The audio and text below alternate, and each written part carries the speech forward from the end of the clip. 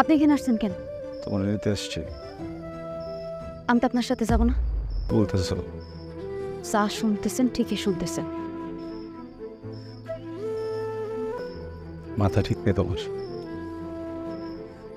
বিয়ে মনে বোঝো?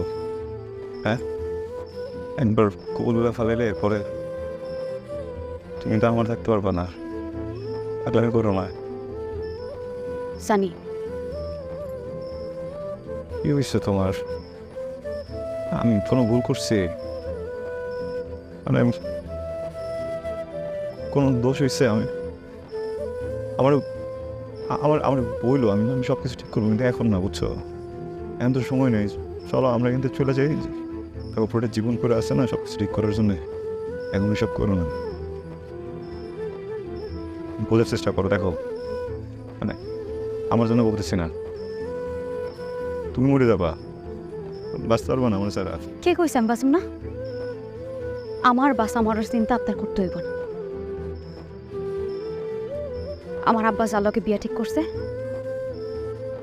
আমি তারই বিয়া করব। আর একটা কথা, আমি আপনার ভালোবাসি নাই, নাটক করছি। বলে চিনাইতেছো তোমারে? হ্যাঁ, আমি কেমন নতুন করে তোমার চিনতে হইব? তুমি এমন নাটক করতেছো। এখন নাটক করতেছো তুমি তুমি এসব বলো না। এই মালা, মালা, এসব কর। হাত ছাড়েন, হাত ছাড়েন। নিজেরে দেখছেন কোনোদিন? আমার যার লোকে বিয়া ঠিক হয়েছে, তার ব্যাপারে কিছু জানেন? সে কি করে, এই গ্রামে তার কত সম্মান, কিছু জানেন? এই যে এত আয়োজন প্রিয়জন, এত মানুষরে দাওয়াত দিছি, আপনারা কেন দিলেন না? কারণ এই বিয়েতে আসার যোগ্যতা আপনার নাই। ওই মানুষটার সাথে তুলনা করা তো দূরের কথা, চরান্ত গরু। যোগ্যতা কেমনে থাকবো? যাই হোক, আমি ওনারই বিয়া করব। কি হলো জান? জান,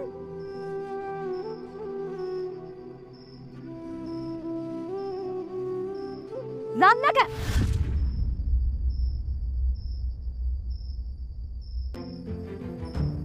দোষ তোমার না,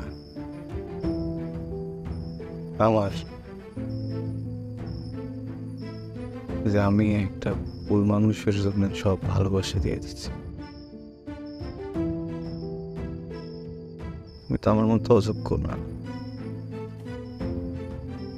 তুমি সুন্দর, অনেক সুন্দর, বেঈমান।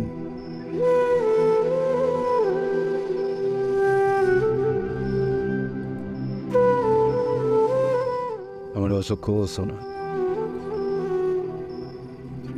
ঠিক,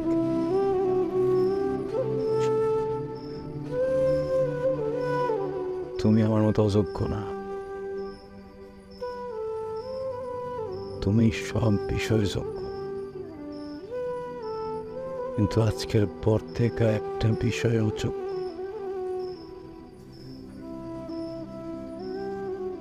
তুমি আমার ভালোবাসার কে?